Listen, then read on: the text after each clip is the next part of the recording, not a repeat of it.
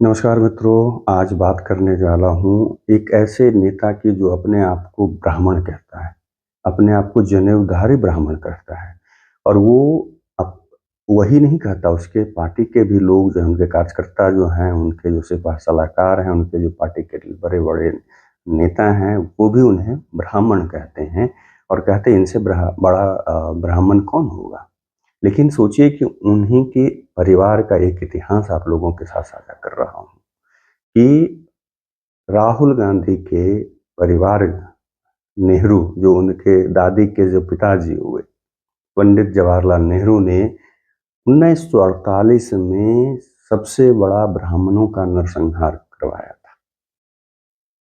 मैं नहीं कह रहा हूँ कि जो मैं तथ्य कह रहा हूँ, वो कोई एक किताब है, उस किताब का नाम मैं आगे आपको बताऊँगा, उसके आधार पे कह रहा हूँ। मैं उस समय तो था नहीं, पैदा हुआ नहीं था, तो मेरा ये कोई भी ये नहीं है कि हाँ, जो मैं किताब में पढ़ा हूँ, जो शोधकर्ता हैं, जिन्होंने ये किताब लिखी है, जिन्होंने ये आर्टिकल लिखी है, उनके आधार पे ये मैं आप लोगों से साझा कर रहा हूँ कि ये भारत के इतिहास का आज़ादी के बाद सबसे बड़ा नरसंहार आज तक का हुआ। 1948 में ये महाराष्ट्र में हुआ था। अब ये कैसे, जैसे आपको महात्मा गांधी की हत्या हुई थी और उनकी हत्या करने वाले नाथूराम गोडसे ब्राह्मण जाति से आते थे और उन्होंने ही उनकी हत्या करी थी, जिसके बाद ये नरसंहार हुआ। 1900 ये ब्राह्मणों पर हमले, जिसे ब्राह्मण नरसंहार भी कहा जा सकता है, जैसे मैंने बोला कि इसको, और 8,000 लोगों की जानें गई थी इसमें। अगर देखा जाए तो 1984 में सिख दंगों में 3400 सिखों का, जो आधिकारिक आंकड़ा है, अनाधिकारिक आंकड़ा तो उसमें भी 8,000 से 17,000 है, 1984 का जो इंदिरा गांधी की हत्या के बाद हुई थी। लेकिन एक आधिकारिक आंकड़ा है, वो 3400 है। और चूंकि गांधी की जान लेने वाले महाराष्ट्र के ब्राह्मण थे, इसलिए उनके पूरे समुदाय को निशाना बनाया गया था।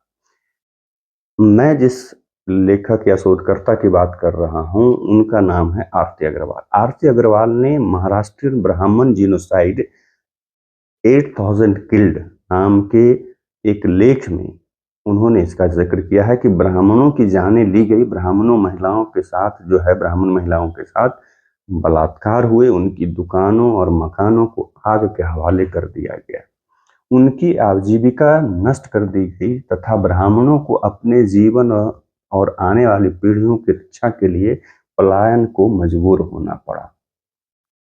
अब इससे सोचिए कि ये कैसे अपने आप को कहते हैं कि हम बड़े बन। अपने घर से भागने का प्रयास करने के दौरान नारायण राव सावरकर, वीर सावरकर के परिवार के थे और उनके परिवार पर पत्थरबाजी की गई। वे गंभीर रूप से घायल हो गए और अंततः 19 अक्टूबर 1949 को उनकी मृत्यु हो गई। इसके बाद इस हमले के कारण अनुमान के मुताबिक 8,000 ब्राह्मणों ने मतलब और की हत्या की गई और इसका कोई आधिकारिक आंकड़ा उपलब्ध नहीं है। कितनों को पलायन के लिए मजबूर होना पड़ा। अगर किसी समुदाय का एक सदस्य किसी की हत्या कर दे तो उसके बदले पूरे समुदाय को निशाना बनाने का क्या तर्क है? पूरी तरह से बेतुका।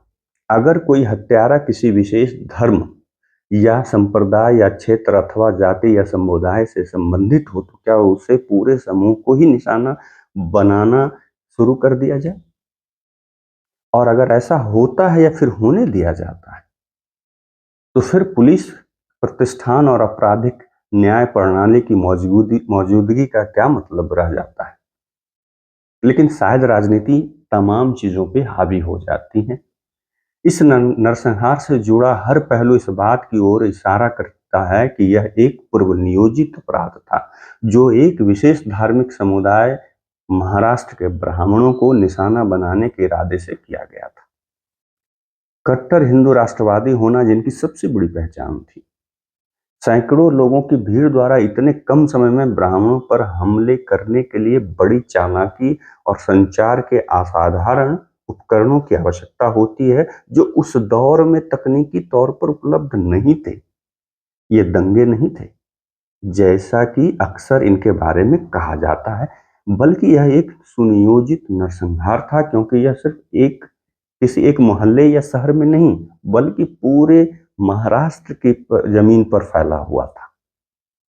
यह एक ऐसा नरसंहार है जिसके बारे में बहुत कम लोगों को कम जानकारी उपलब्ध है। एक बार फिर जानबूझकर, इसलिए जानबूझकर कर कि जितने भी इतिहास हैं जो ये वामपंथी विचारधारा के इतिहासकार हैं, वो यहाँ के इतिहास से बराबर छेड़छाड़ करते रहे, उसका एक प्रमाण ये भी है। वरना ऐसा हो ही नहीं सकता किसी एक धार्मिक समुदाय के इतने बड़े पैमाने पर हुए लक्षित जनसंहार के बारे में पता ही ना हो और ना ही उसे कहीं भी ठीक तरीके से प्रलेखित किया जाए। इन्हें लेकर सिर्फ उन्हीं भुक्तभोगियों से हवाले से जानकारी प्राप्त है जिन्होंने इनके दंश को झेला था और उन लोगों के पास जिन्होंने इस घटना के समय इस नरसंहार का दस्तावेजीकरण किया। इस बात को मानने के हजारों कारण हैं कि इस नरसंहार से जुड़े सभी साक्ष्य नष्ट कर दिए गए, जिनमें तस्वीरें और समाचारों के अंश भी शामिल थे।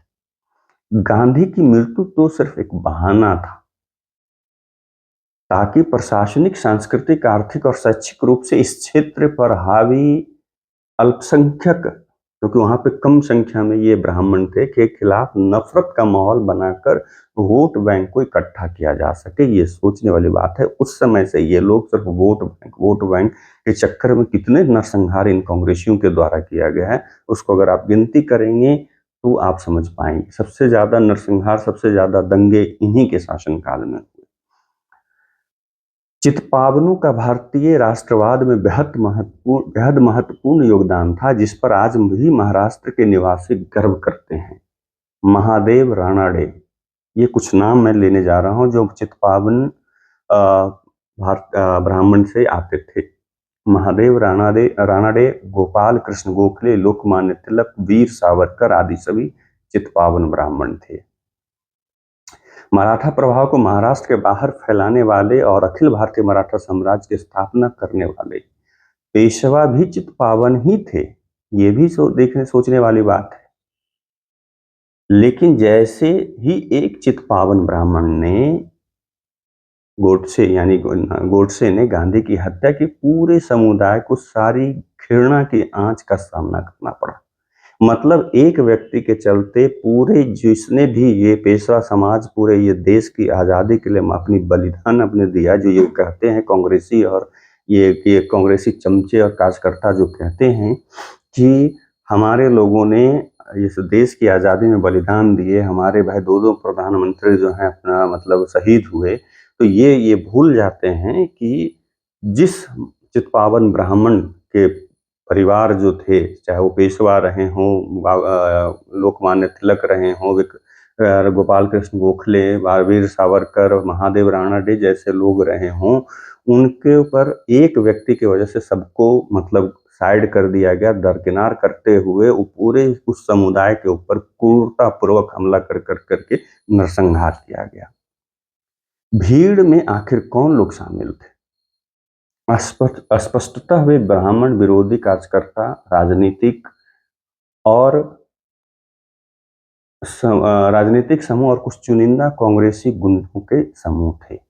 आखिर क्यों कभी एक उचित औपचारिक जांच तक शुरू नहीं की गई? दोषियों को सजा क्यों नहीं मिली? स्वयंभू प्रधानमंत्री नेहरू और अहिंसा की कसम खाने वाले के चेले ने ऐसे एक निंदनीय और व्यापक हिंसा तथा स्वतंत्रता प्राप्ति के बाद देश के पहले नरसंहार के लिए जिम्मेदार लोगों को कानून के दायरे में लाना तक मुनासिब नहीं समझा।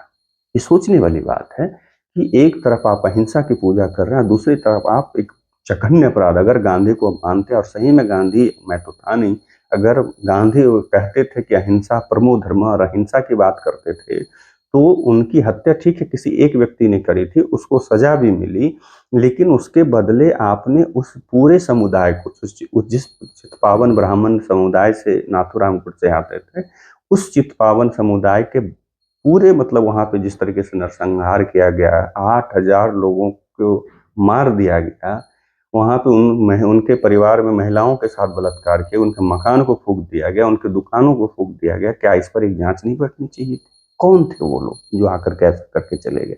अगर कहेंगे कि वो हम लोग नहीं जानते, तो फिर ये आपके विफलता है, यानी आपने जानबूझ के होने दिया, क्योंकि उस समय तो कोई पार्टी थी नहीं, हर जगह आपकी सरकार थी, चाहे केंद्र हो, राज्य हो, सब जगह आप थे। तो ये सोचने वाली बात है। ये जो अपने आप को सबसे बड़ा ब्राह्मण जनेदार ब्राह्मण कहते हैं ना, ये इनका एक काला सच है। अभी मैं धीरे-धीरे ये कर करके, और मैं एक बार बता देता हूँ कि मैं ये जो बात कह रहा हूँ, वो कहाँ से कहाँ हूँ।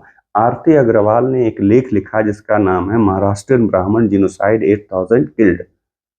इसको जाकर करके आप लोग गूगल पे ज़रूर सर्च कर पढ़िएगा, तब आप समझिएगा कि ये जो बातें मैंने कही हैं, इसी के आधार पर आप लोगों से ये बातें मैंने साझा करी है। ये आपको कैसा लगा ये स्टोरी, आप ज़रूर कमेंट करके बताइएगा। तब तक आप लोगों से विदा लेता हूँ, दूसरे वीडियो में मिलूँगा। नमस्कार।